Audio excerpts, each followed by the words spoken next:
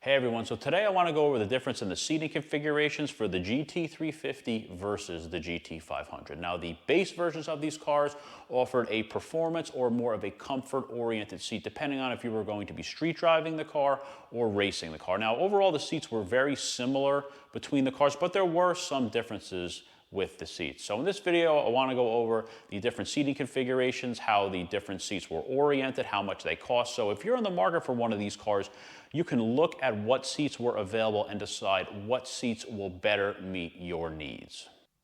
Now the seating options for the GT350. The GT350 offered either a performance or luxury-oriented seats. Now the front seats were the only ones that had airbags built into them, and the rear seats were designed to match the fronts. They just had no features to them. Now the standard seat for the GT350 was a cloth recaro with a suede center section, and it had the recaro logo stitched into the side bolsters. For 2015 to 2018, the seats were all black with white stitching, and it had GT350 stitched into the fixed headrest. For 2019 and 2020, the seats were all black, but the center section was switched to a gray colored suede, and the GT350 logo was moved to the top of the seat back. Now, the recaro seats were a very simple performance seats with very aggressive bolsters, and it had the cutouts for 4 or 5-point racing harnesses.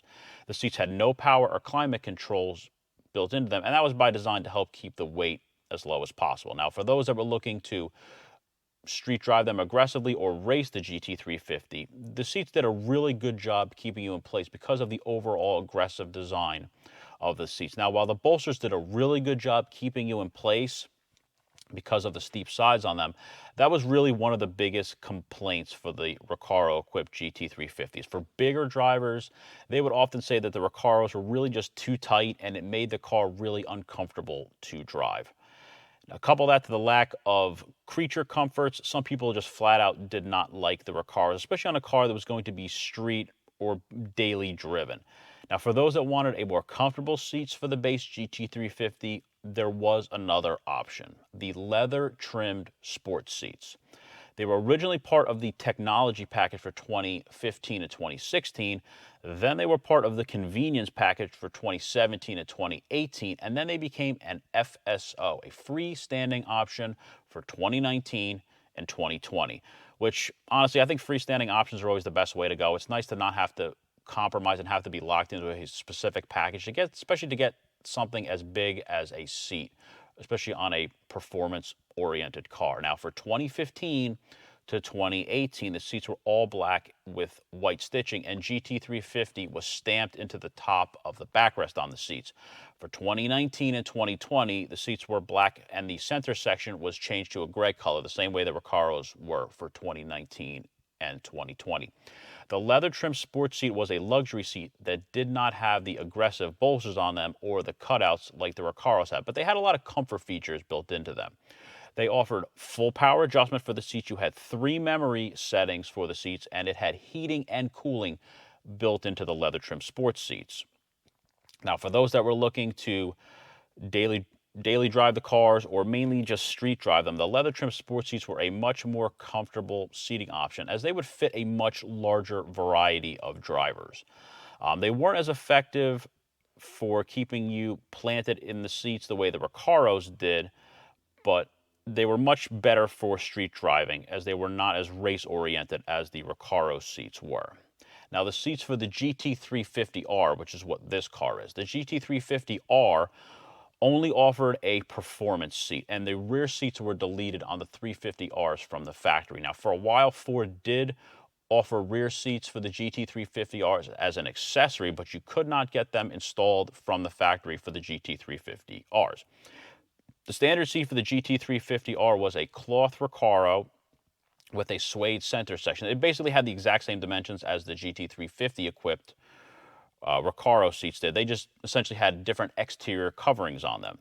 The seats for the 2015 to 2018 GT350R, they were all black with red stitching, and they had the red R stitched into the headrest. For 2019 and 2020, the seats were all black with red stitching, but they added the red bolstering to the inner part of the seat, and the R was moved to the top of the backrest.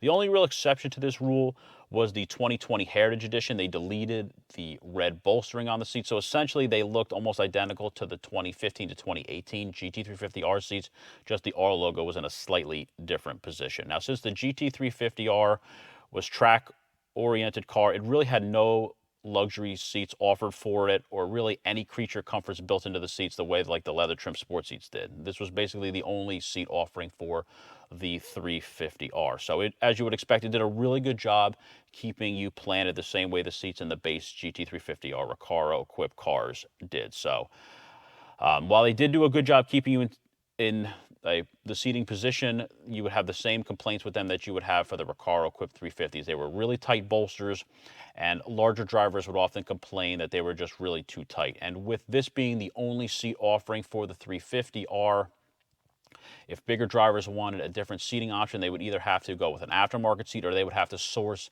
a seat out of a different Mustang and add it into the car after they purchased the car, since you couldn't get anything else from the factory itself. Now, as a 350R owner with the Recaros, one thing I will say with these seats is because of the very aggressive bolstering on these seats, you need to be very mindful of that when you're getting in and out of the car. You don't want to just drag yourself along the seat when you're getting in or out. You want to make sure you lift yourself up and out over the bolstering so you don't cause wear and damage to it over time as you utilize the car. So let's take a look at the seats in the GT500. Now, the base GT500 offered either a performance or luxury-oriented seats. The front seats are the only ones that had airbags in them, and the rear seats were designed to match the fronts. They just had no features. Essentially, these were the same seats that were utilized in the GT350 from a design and architectural standpoint, but the main difference was they had different exterior coverings on them. Now, for the GT500, Ford changed up the standard seating configuration. The standard seat for the GT500 was the leather-trimmed sports seats. This was an all-leather seat. It was black with white accents and white stitching on it, and it had the Cobra logo in the top of the backrest. This was the same for all 2020 to 2022 GT500s. They offered the same power adjustment, 3 memory positions, heating and cooling that the leather trim sports seats from the GT350 offered. Now, just like the GT350 leather trim sports seats, they were great for street or daily driven cars, and they would fit a very wide variety of drivers. And it was really nice having all those luxury features built into the seats. They were not the best for a track-driven or aggressively driven car, but they were much easier to live with on a more day-to-day basis. Now, for those that wanted a more performance-oriented seat, they could opt for the leather-trimmed Recaro suede seats that this car has in it. The optional Recaro seats, they were a black leather seat with white accents and stitching all around them, and they had a suede center section with the Recaro logo on the side. They had the fixed headrests as well as the cutouts for 4 or 5 point harnesses, the same way the Recaro equipped GT350s did. And they had no luxury or electronic features built into them. Now, these were available as a FSO, a freestanding option on the base GT500 for $1,650. And that was the same for all 2020 to 2022 GT500s. Now, one thing I will note is if you want a base GT500 with the Recaros in them, I would highly advise you to get them in a car that already has them installed from the factory, because to buy these seats, even used, a good used set is probably about $5,000, and to buy them from Ford independently is probably closer to about $7,000. So it's much more expensive to buy these seats independently. So if you want a Recaro-equipped GT500, make sure the car already has those seats in them from the factory. Now, these seats share the same physical architecture as the Recaro-equipped GT350s and 350Rs, and they were a very similar design to the GT350R concept car that had all the white trim on the seats. Now, these provided excellent support for racing and hard driving, but they were also very tight the way the Recaro-equipped GT350s were. The GT500 Recaros came standard with the carbon fiber track pack option, and they also deleted the rear seats as a weight-saving option, the same way they did basically in the GT350Rs, because this was a more track-oriented car with the carbon fiber track pack option. Now, just like the GT350, the GT500 buyers, they had a choice for different seating designs depending on what their preference was and really how the car was going to be used. So let's just basically get into my final thoughts of the seats between the two different cars. So final thoughts, GT350 seats versus GT500 seats. As you've seen, Ford offered either a comfort or performance-oriented seat on the base versions of these cars. So if you were going to more street drive the car or more race the car, you had an option to go more of a comfort setup versus more of a racing setup. So that was a really nice thing that Ford did to better work with different owners. Now, if you wanted the more hardcore track versions of these cars, the GT350R or the GT500 carbon fiber track pack, you were locked in to the more performance-oriented recaro seats that were a much more aggressive and tighter seating configuration. So if you wanted a more comfort-oriented seat in one of those cars, you would manually have to go out and change the seat as there was no other factory option available. So I hope that you enjoyed the video. Thanks for watching.